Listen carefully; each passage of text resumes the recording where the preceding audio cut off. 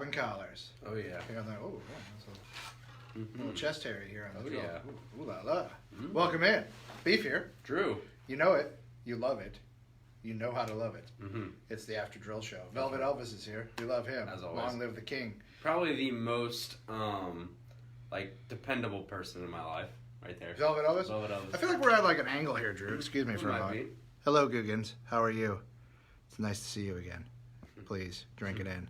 There we go. I felt like the camera was tilting a little bit. That's more like it. Mm-hmm. I'll inch a little further away. Gotta frame it up. Inside the business here on After Drill. It's Friday. It's Florida, Georgia Friday. Hope you guys have your tailgates all planned up if you are one to partake in such activities. We got to hear the epic tale of Dan and Jeff's tailgate RV City experience when they were both working TV and together and were down at RV City in an RV that they basically trashed, borderline destroyed, like they're, Keith Moon or something. So that was a good story. If you missed that, you can catch it on the on-demand edition of The Drill later on today. I don't know, Drew, do you have any tales of Florida Georgia debauchery? I know you aren't as deep in the game as Messrs. Dan Hicken and Jeff Prosser are at this late stage of their lives. No, and I think any of them that I have about two. One that I probably wouldn't share because I was still at JU at the time. So, no, not really, nothing. So then when you say you were at JU at the time, does that mean you were not of legal drinking age? No, it means that. Well, I guess one, it would mean that. Yeah. And two, I was still playing baseball at the time. So I probably shouldn't have been there. Statute of limitations may not apply to you. Yeah, that's... two reasons why I shouldn't have been there. I mean, that's why Dan and Jeff feel so confident telling the RV story, because it's been so long now, they can't be punished for it. Right. So they feel safe. It's like they've got pure immunity from I don't know what cops watch this show, A lot of cops watch this show. Yeah. Yeah. You would assume when you have about 1 million subscribers that sprinkled in there. A large portion of our audience is the law enforcement community. Would be Shout out to you guys. Yeah. So. The Georgia rolls into this game, Drew, 7-point favorite. Florida's, feels like, although they are the underdog by the spread, they feel like they've got a real shot in this game. They feel like things are coming together for them right now. And, and Georgia is still a dominant team, but kind of scuffling as of late. So, it's, I don't know, 7 feels like a lot of points in this game. Yeah. I feel like Georgia's going to win, but I feel like it's going to be a battle. I feel like if I went into this game blind, not knowing which team was which, I'd have a tough time picking the winner. I think this kind of preconceived notion that we have about Georgia because of what they did last year, and how you would have felt about Florida maybe a month ago, in your head is making you feel like they're the big favorite here. But the truth of the matter is that Georgia is not what they were a year ago. They'll be much better next year. I don't know how good this Georgia team is. They haven't really played anybody, and they played LSU and they got hammered. They got hammered. And I don't know, man. I know Fromm has really struggled under pressure this year. It's weird. I feel like Georgia's not as good as we give them credit for being, and I feel like, or they're maybe better, and Florida's not as good as they're getting credit for being right now. They're playing well right now. Florida is overrated, but they're a good. I've said this. They remind me a lot of that 2012 Florida team that somehow tripped and stumbled into an 11-1 record and almost played for a national title, but instead Notre Dame ends up holding off USC. They play Louisville in the Sugar Bowl and they get hammered because that was a bad team. Look, it was a bad team as far as top 4 teams go. Like that's how I feel about Florida. Like that would have been a bad playoff. Like Florida is not a top 10 football team, but they're solid. Like they're a team that's well coached enough and they got enough players. Like they're tough to beat. But as far as them being a top 10 team, I don't think they are. I mean, one thing seems certain right now when you talk about the Florida Gators. There was a lot of names bandied about in the offseason. It seems like they got the right guy. It seems like, even though Dan Mullen, we all know, wasn't their first choice, it seems like Dan Mullen was the right hire for that program. Not saying that Dan Mullen was the best guy, but that he was the right guy at the right time for that program. And he's really stabilized that Florida program, and they seem to be headed in the right direction. And a win over Georgia Saturday would be absolutely massive. I've said multiple times, I think that when they hired Dan Mullen, well, for your first reaction when they hired Dan Mullen was I thought it was funny. because it was like their fourth choice. But then once you really like dive into it and you think about it, you think about a guy who brought Mississippi State to the #1 team in the country, right? Which is damn near impossible. He has a track record of developing quarterbacks. I think he know. Again, I'm not going to get too much into that. He knows what it takes to win at Florida. Like, yeah, he was the OC there, but he was under Urban Meyer, so let's pump the brakes there. I think he was the perfect hire because this program needed stability so bad, and they had been trending downward for so long. I think the floor with Dan Mullen is he's an 8-4, 9-3 coach. Like, that's the floor for him. So I thought, worst case scenario, he's there for 4 years, 5 years. He turns this thing back around, gets it going in the right direction, and then maybe they hire their next powerhouse guy. Like, maybe he's the bridge guy. But he gets the program going back in the right direction. Now, I'm not going to... Now, I like I said, I think Dan Mullen was the right hire. I think as much as it would have kind of instilled some fear in some fans, I think Chip Kelly would have been a disaster at Florida. I think Scott Frost would have done fine at Florida. But Dan Mullen, like he has been there before. He has this kind of whole tactic here where he says he kind of recruits by result. As in he thinks that, you know, he wants to play on the field to do the talking with his recruiting. And the thing about Florida and why that will work is because Florida is a good enough brand to where if you're good, kids want to go play there. No, that's true. So and, we'll see. Got enough clout. We also saw how the first year of Muschamp went. Well, look, right, you know, and here's the thing, right, like you said about Frost. Frost was a lot like when they hired Urban Meyer, and the difference is, you know, Meyer didn't have his dream job laid out in front of him. Right. So taking the Florida gig was an obvious choice. Right. Frost was in a weird position. He was clearly the #1 guy. He was the guy Florida wanted. He was the guy everybody wanted. I think different circumstances, Frost takes the Florida job. Right. If Nebraska isn't open, Frost takes the Florida job. Yeah. Definitely. Because he hesitated on the Nebraska job when Florida came out. All reports are is that Frost was incredibly close to taking the Florida job anyways. Yeah, and then took the Nebraska job because when is that going to happen again? Right. When you're a Nebraska guy, when, you know, it's very similar to what Willie Taggart said when he took the Florida State job, that was his dream job.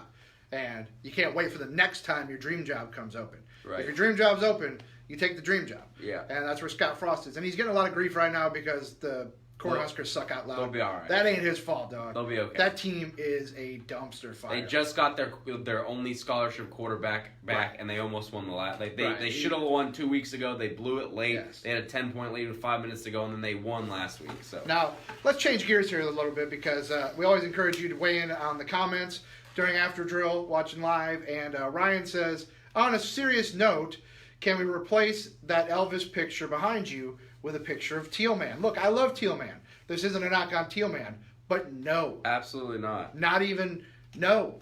It's not even a matter of debate. It's not up for negotiation. We love you. Thanks for watching, but how dare you? Teal Man does rock the bank. And we love Teal Man. This isn't a knock on Teal Man. Velvet Elvis is the king of this room. He lives here forever.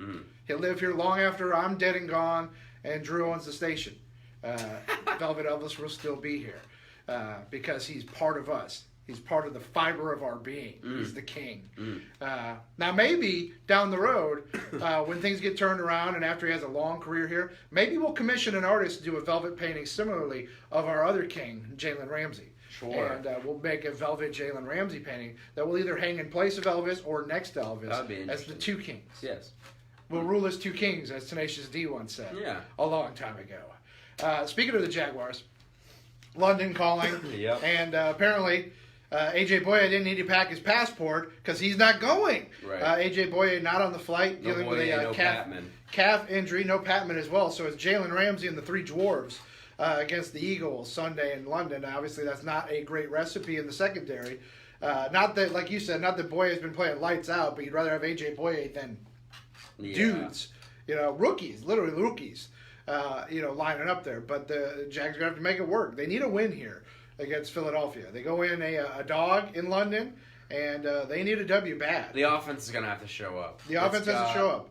The scapegoat's got to show up. Bortles got to show up, man. You can't have Mike Silver won't be there to hold your hand, Blake. You can't have it. You got to show up. You can't have a month straight of bad play. Bro, you have a month straight of bad play, then you're just bad. Yeah. If you play bad for a month, then it's not a bad streak. You're just bad. I really thought. Ask Chris Davis in Baltimore. I really thought last week was the week he was going to get it going again because he's just like his thing is he just like for whatever reason. A lot of times in his career, he struggled on the road, at least of late, lately. And he had this streak at home where the Jags had won X amount of home games in a row, and he had thrown like 12 touchdowns, like 1 interception. I mean, he was playing really well at home. So I thought maybe once he got back home against the Texans, that did not happen. Look, Blake's got a streak now of kind of balling out in London, too. So, he balled out a little bit against Buffalo. He balled out against Baltimore. So it's time to ball out, Blake. This is it.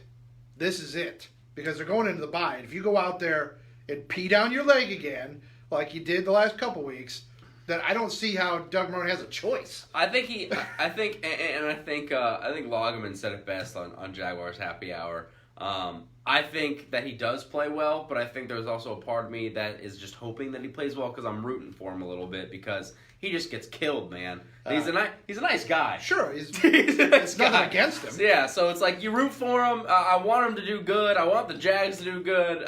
So hopefully, I'm saying he plays good. Ryan says, how good do you think Hyde has learned some plays? Here's the funny thing about football plays. There's really only about 5 of them. So I think Hyde's figured them out. Really, it was more a terminology thing, and that's why he wasn't in there. And some of the it's a pass blitz pickups it's more that he knows the running. He knows the running plays. Hyde's ready to go. Yeah. He's ready to go, and he's probably going to be the primary guy Sunday against Philadelphia. I think he's the primary. I think he's the primary guy. Maybe TJ gets a little bit more work, and then by the way, after the bye week, it's going to be. It's got to be Leonard. It's going to be Hyde and Leonard. It's got to be. Yeah.